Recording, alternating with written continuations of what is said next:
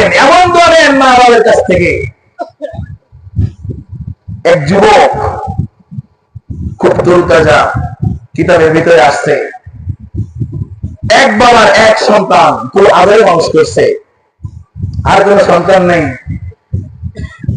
অনেক কষ্ট করে সুন্দর মানুষ করছে, করে বাবা পাঠাইছে বিদেশ, পাঠাইছে সন্তান যাবে কামাই করবে, বাবা দেশে বসে আনন্দে কিছুদিন কাটাবে মরার আগ পর্যন্ত, আর কষ্ট করে খাওয়া লাগবে না। সেই চিন্তা করে সন্তানকে কষ্ট করে বিদেশ পাঠাইছে। কিছুদিন বিদেশ করার পরে আসার পরেই তো যুবকরা যেটা করে বিবাহের জন্য বাবা হয়ে যায়, ঠিক কিনা? আব্বা মাকে ডাকতে বলে, আব্বা আম্মা আমার বিবাহের প্রয়োজন, বিবাহের ব্যবস্থা করো। আব্বা মা একটা সুন্দর পাত্রী দেখে বিবাহ দিছে। সন্তান কিছুদিন ছুটি কাটায় আবার রওনা করছে বিদেশের পথে। ছেলের আর শ্বশুরবাড়ি থাকতে, ছেলের পর শ্বশুরবাড়ি থাকতে ভালো লাগে না। দেখবেন মেয়েরা শুধু বাপের বাড়ি যেতে চায়, বাপের বাড়ি যে রয়েছে থাকে ওখানেই। কিছুদিন পর ছেলের দেখে ভিতরের পরিবর্তন, বাবা মার খোঁজ খবর ওইভাবে নেয় না, ওইভাবে টাকা পয়সা দেয় না, ওইভাবে খেয়াল খবর নেয় না। কিছুদিন পর একেবারে সম্পর্ক ছিন্ন করছে, টুরি বাধা বিষয় নিয়ে বাপ মাকে ধমক দেয়, বাপ মার সাথে সম্পর্ক ছিন্ন করার হুমকি দেয়, টাকা পয়সা না দেওয়ার হুমকি দেয়। এমন সন্তান শ্বশুর বাড়ির সঙ্গে খুব ঘনিষ্ঠ সম্পর্ক হয়েছে, বিবি আর শ্বশুর বাড়ি আসে না, ছেলের বাসায় আসে না, বাপের বাড়ি থেকে ছেলে ওখানেই টাকা পাঠায়, ওখানেই সম্পর্ক জড়ো করছে, কিন্তু বাবা মার খোঁজ খবর না, ছেলে নিচে পড়ে যায়। এমন অবস্থায় বাবা মার সঙ্গে আর খোঁজ খবর পরিপূর্ণভাবে বন্ধ করে দিছে। হঠাৎ একদিন সন্তানের ভিতরে রোগ দেখা দিছে, বড় আকারে। এমন একটা রোগ দিছে, দুষ্ট পুষ্ট যুবক, সুন্দর দেহের অধিকারী, শুকায় গেছে কিছুদিনের ভিতরে। বিদেশ থেকে কোম্পানির মালিক তাকে দেশে বাড়ায় দিছে, যাও তোমার এই শরীর নিয়ে আর সামনে বাড়ানোর কোনো সুযোগ নাই। আসতে শ্বশুর বাড়িতে কিছুদিন যাওয়ার পরে যখন আরো বেশি অসুস্থ হয়, শ্বশুর শাশুড়ি আর বাইরে রাখতে স্বীকারোক্তি দেয় না, শুধু মেয়েকে চাপ দেয়, তোমার স্বামীকে বিদায় করো, তোমার এখনো ভরপুর যৌবন, তুমি চাইলে এমন স্বামী আরো হতে পারবা। এই রোগাক্রান্ত স্বামী দিয়ে আর তোমার দরকার নাই দোস্ত। এভাবে তারা অবহেলা করে এক পর্যায়ে বাড়ি থেকে বের করে দিছে। কষ্ট পাইছে কি? কষ্ট পাইছে কে? বাবা মা। বাড়ি থেকে বের করে দিছে, বের করে দিয়ে এখন কই যাইবে যুবক? কোথাও যাওয়ার জায়গা নাই, বেহার মতো চলে গেছে নিজের বাড়িতে বাবা মার কাছে। কিন্তু যে দেখে যে যেখানে বাসা ছিল, বাড়ি ছিল, সেখানে বাসা বাড়ি কিছুই নাই, আঙ্গুরের বাগান। কিসের বাগান? আঙ্গুরের বাগান। আঙ্গুরের বাগানের ভিতরে এক রাখাল, এক কর্মচারী কাজ করতেছে। ডাক দিয়ে বলে, ভাইজান আমার একটা কথা শুনবেন। বলে, কি কথা? কি কথা বলো? বলে, এই বাগানটা কার? বলে, আমার। বলে, ওই বাগানটা আপনি কবে থেকে দিচ্ছেন? কিছুদিন যাবত, কয়েক বছর যাবত দিছি। কেন, কি হয়েছে? বলে, এখানে কোনো বাসিন্দা ছিল না, হওয়া ছিল, তাদের খবর আরো জানেননি? তাদের খবর কিছুটা হলেও জানি, কিন্তু মনের ভিতরে একটা আশা। কেউ বলতেছে, ওই আঙ্গুরের কর্মচারী, আঙ্গুর বাগানের কর্মচারী বলতেছে, মনের ভিতরে একটা আশা কাজ করে, এই ফ্যামিলির একটা সন্তান নাকি ছিল, আমি তাকে মনে মনে খুঁজতেছি। আমার হাতে দেখছো ধারালো অস্ত্র, আমি যদি তাকে পাইতাম, আমার এই অস্ত্রের দুই খণ্ড করে দুনিয়া থেকে বিদায় করে দিতাম। শোনার সঙ্গে সঙ্গে ছেলে ভয় পাইছে, নিজের আত্মগোপন করে, নিজের আত্মপরিচয় গোপন করে সে বললো, তাদের খবর কি জানো? একটু জানাইলে আমি উপকৃত হতাম। বলে, আমি যতদূর জানি এই জমির মালিক এক বৃদ্ধ, এক বৃদ্ধা। কিছুদিন পূর্বে বৃদ্ধ মারা গেছে, এই বাড়ির মালিক মারা গেছে। অনেকদিন যাবত রোগে শোবে শুকায় গেছিল, তার অর্থকরী ছিল না, একটা মাত্র এই সম্পত্তি ছিল আমার কাছে, বিক্রি করে চিকিৎসা করছে। শেষ পর্যন্ত সে দুনিয়ায় থাকতে পারে নাই। কিছুদিন পূর্বে দুনিয়ার থেকে বিদায় নিয়ে চলে গেছে অন্ধকার কবরে। বলে, আর একজন বৃদ্ধা কোথায় আছে? বলে, আমার যতদূর চিন্তা, আমি যতদূর জানি এই পাশের বাড়ির পরে একটু সাইডে একটা ঝুপড়ি আছে, একটা কুড়ে ঘর আছে। ওই কুড়ে ঘরের ভিতরে থাকে, সারাদিন গ্রামে গ্রামে সাহায্য চাই, দুই হাত পেতে মানুষের কাছে খাবারের জন্য হাত পেতে, খোদার জন্য হাত পেতে। আল্লাহ তাআলা তাকে দুই চোখ নিয়ে গেছে, অন্ধ বানাইছে। এই যুবক শুনে আর দুই চোখের পানি ছেড়ে কান্না করতে থাকে, আব্বা আমাকে মাফ করে দাও, আম্মা আমাকে মাফ করে দাও। এইভাবে কান্না করতে করতে গেছে ঝুপড়ির কাছে, যাই দেখে মা বাড়ি নেই, ঝুপড়িতে তারা মারা, দরজা আটকানো, সিটকিরি দেওয়া। ওখানে বসে অপেক্ষা করতেছে। সন্ধ্যার আগ মুহূর্তে দেখে এক বৃদ্ধা এভাবে লাঠি বর দিয়ে দিয়ে বাসার ঝুপড়ির দিকে আসতেছে, এসে বাসায় ঢোকার আগে সুন্দর করে ওযু করতেছে। ওই যুবক বসে বসে দেখতেছে, সুন্দর করে ওযু করলো, ওযু করে ভিতরে ঢুকছে, ঢুকে 2 রাকাত নামাজ পড়ছে। নামাজ পড়ে মহিলাদের যে অভ্যাস, আঁচলটা হাতের পরে নিয়ে এবারে ডাক দিছে, মারি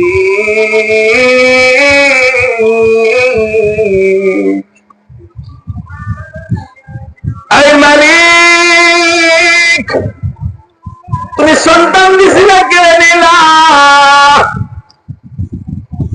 আয় আল্লাহ, সম্পদ দিছিলা, তুমি কেড়ে নিলা, তোমার দুঃখ নাই।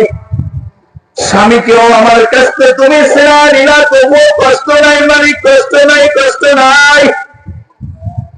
2 চোখের জ্যোতি এড়িয়ে নিলা মালিক, দুনিয়ার আর কিছু দেখা আমার জন্য রাখলাম আল্লাহ, কষ্ট নাই। কিন্তু মালিক, তোমার জন্য তোমার কাছে একটা ফরিয়াদ,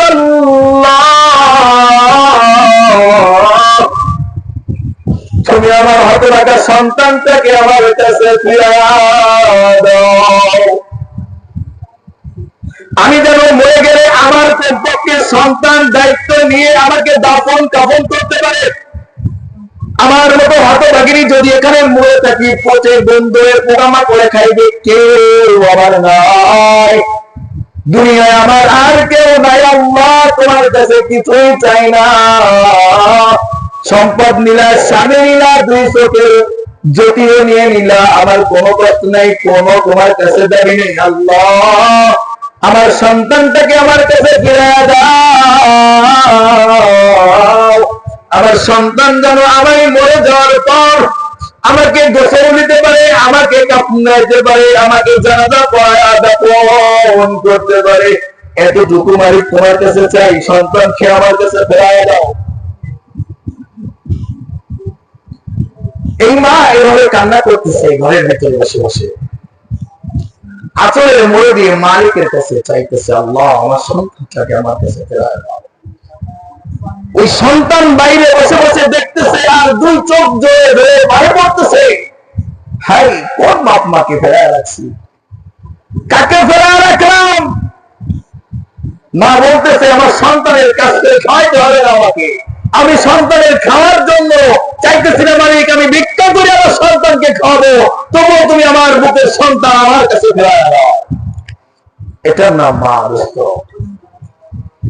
এটার নাম মা। এই মাকে কষ্ট দিও না। ঠিক বাবাও এমনই, বাবাকে জড়ায় ধরে বলো, বাবা বড় হয়েছি আর টেনশন নেই, বড় হয়েছি টেনশন করেন না। একদিন বলে দেখেন বাবাকে জড়ায় ধরে, একদিন বলে দেখেন, বাবার কলিজাটা কত হয়ে যাবে। দ্বিতীয় যে কাজটা বলেছিলাম, সমস্ত শত্রুতা ভুলে পরস্পর কি করতে হবে, মুআনাকা মুসাফা করবেন, সমস্ত শত্রুতা ভুলে যাবেন, সমস্ত দুঃখ কষ্ট অন্তর থেকে আজকের দিনে খতম করে কাঁধে কাঁধ মিলিয়ে ঈদের নামাজের পর সিনার সঙ্গে সিনা মিলাবেন।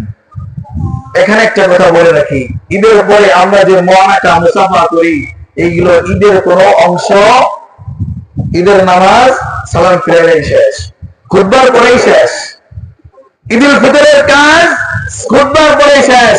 মুআনাকা মুসাফা আমরা যেটা করি, এটা ঈদের দিনেরই কাজ, অন্য দিনের কাজ না, এটা মনে করা যাবে আবার এক পার্টি আছে স্লোগান দিবে এটা বেদাত, এটা করা যাবে না, এটা সালাম ফিরানোর সঙ্গে সঙ্গে বাড়ি চলে যাও না, এটা আমরা ঈদ মনে করি না।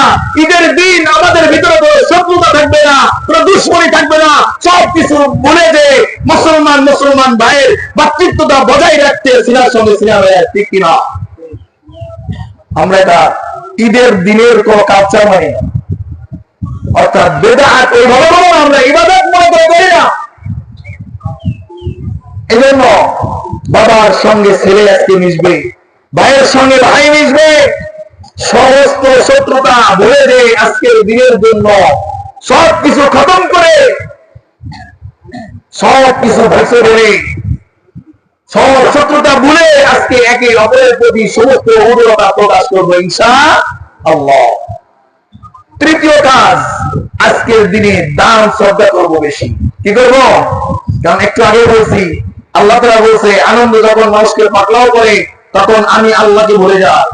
আমরা দান করে মালিককে দেখাইতে চাই না, আল্লাহ আমি বলি নাই, তোমাকে বলি নাই, আজকের দিনে দানও করছি, নামাজও আদায় করছি, শত্রুতা ভুলে গেছি, তোমাকে ভালোবেসে তোমাকে দেখানোর জন্য। ঠিক আছে তো? ইনশাআল্লাহ বেশি বেশি দান করব, শ্রদ্ধা করব।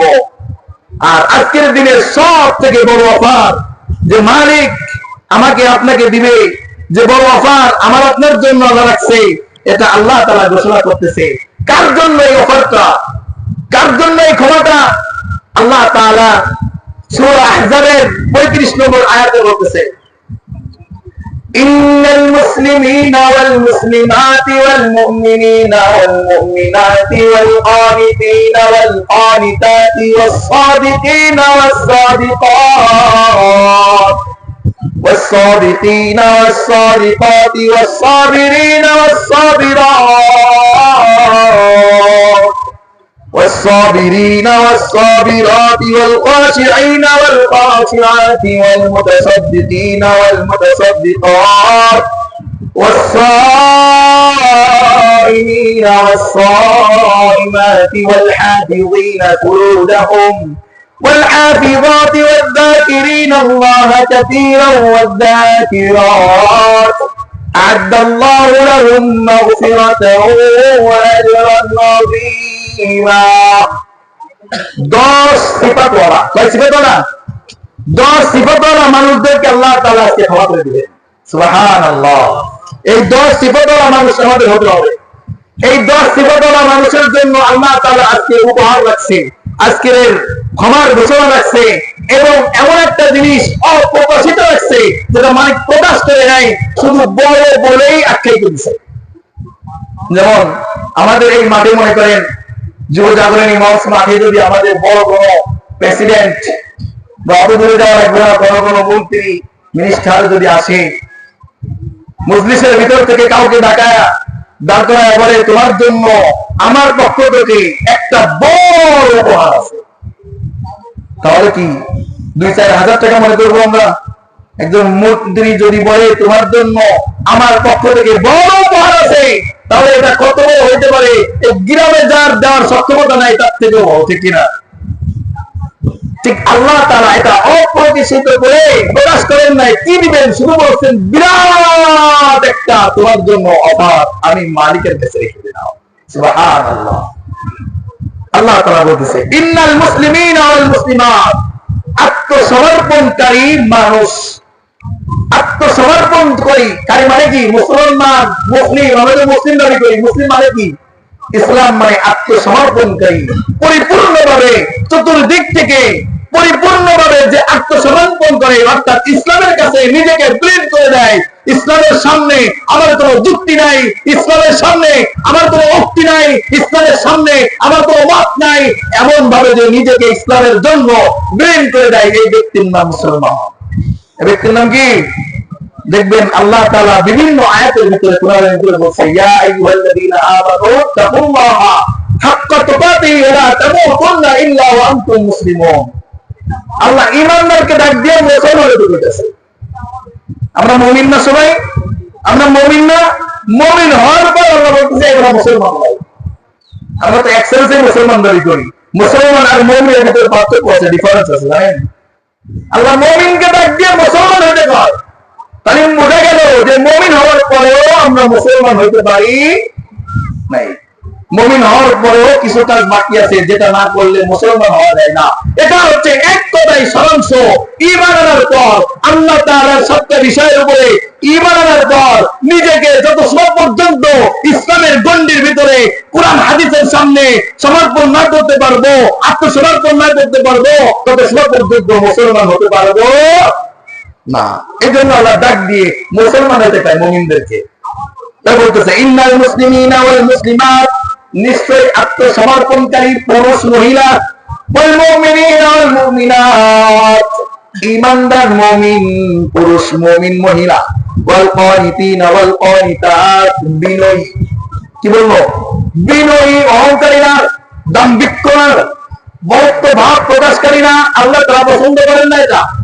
তাই বলতেছে ওয়াল কানিতিনা ওয়াল কানিতাত, বিনয়ী পুরুষ মহিলা, ওয়াস-সাদিকিনা ওয়াস-সাদিকাত, সত্যবাদী পুরুষ মহিলা, সত্যবাদী পুরুষ মহিলা। 5 নম্বরে বলতেছে ওয়াস-সাবিরিনা ওয়াস-সাবিরাত, ধৈর্য ধারণ করা পুরুষ মহিলা, ওয়াল-খাশিঈনা ওয়াল-খাশিআত, আল্লাহকে ভয় করনে वाला পুরুষ, ভয় করনে वाली মহিলা, والمتصدقين والمتصدقات, দান করনে वाला পুরুষ, দান করনে वाला মহিলা, সর্বদাই খুশির ভিতরে দান করে, অখুশির ভিতরে দান করে, আনন্দেও দান করে, দুঃখের ভিতরেও দান করে। এই ব্যক্তিরা ওয়াস-সাইমিনা ওয়াস-সাইমাত, রোজাদার পুরুষ, রোজাদার মহিলা, ওয়াল-হাফিযিনা ফুরুজাহুম, পুরুষ অন্ধ স্ত্রী অন্ধ হেফাজতকারী, হালাল ছাড়া অন্য কোথাও ব্যয় করে না এমন পুরুষ এবং মহিলা, ওয়ায-যাকিরিনাল্লাহা কাসীরা, আল্লাহকে অধিক পরিমাণ স্মরণ করনে वाला পুরুষ, ওয়ায-যাকিরাত, আল্লাহকে অধিক পরিমাণ ডাকনে वाली মহিলা। এই 10 প্রকারের মানুষকে আল্লাহ তাআলা বলেন আ'আদাল্লাহু লাহুম, আল্লাহ তাআলা তাদের জন্য বানাইছে, আল্লাহ তাআলা প্রস্তুত করছে, গঠন করছে কি মাগফিরাহ। সুবহানাল্লাহ।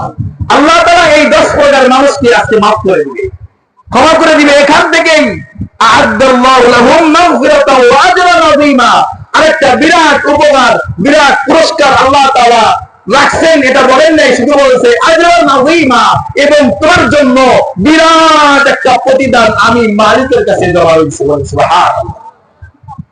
এই বড় প্রতিদান মালিক প্রকাশ করে নাই, কিন্তু হাদিস দ্বারা একটু ইঙ্গিত ইশারায় বোঝা যায়। আল্লাহ রাসূল সাল্লাল্লাহু আলাইহি ওয়াসাল্লাম হাদিসের ভিতরে বলছে যে এই বড় পুরস্কারটা আল্লাহ তাআলা নিজে বান্দার হয়ে যাবে। সুবহানাল্লাহ। অখাইরে করেন নিরান আল্লাহ বলে কত আছে, 2 দিন পরে কালী মন্দিরে যাও, মনিয়া আল্লাহ আছে, আমার লক্ষ্মী আছে, ঘরে দোকানের ভিতরে বসায় রাখছি, ওরা আছে, যে রিসেনি আল্লাহ আছে, আল্লাহর বাপে ইয়া একটা আল্লাহ চাইছে না, ওই সমস্যা নেই, ঠিক কি না? এজন্য সুবহানাল্লাহ পড়ে করেন, 3 দিন পরে করেন, কালী পূজা জাকির পরে করেন। হ্যাঁ বলেন না সুবহানাল্লাহ। আজরান আযীমা, মালিকের কাছে মালিক বলে বড় উপহার আছে। আল্লাহ রাসূল বলে এই বড় উপহার তার কিচ্ছু না, মালিক তো হয়ে যাবে। সুবহানাল্লাহ। আল্লাহ তাআলা আমাদের সবাইকে আল্লাহর হওয়ার, আল্লাহ যেন আমাদের হয়ে যায়। আল্লাহ এমন বান্দা মাকবুলিয়াত আমাদেরকে দান করেন, বলেন আমিন। আল্লাহু আকবার, আল্লাহু আকবার, লা ইলাহা ইল্লাল্লাহ, আল্লাহু আকবার, আল্লাহু আকবার, লিল্লাহিল হামদ। আমরা সবাই দাঁড়ায় কাঁধে সোজা করে যাই। আমাদের আর 1 মিনিট সময় বাকি আছে। আমরা এখনো পর্যন্ত যারা বিলম্ব করতেছি, গড়িমসি করতেছি, খুব তাড়াতাড়ি চলে আসি। আমাদের ঈদের নামাজ এখনই শুরু হয়ে যাবে, আর সময় বাকি নাই। আমাদের ঈদের নামাজ এখনই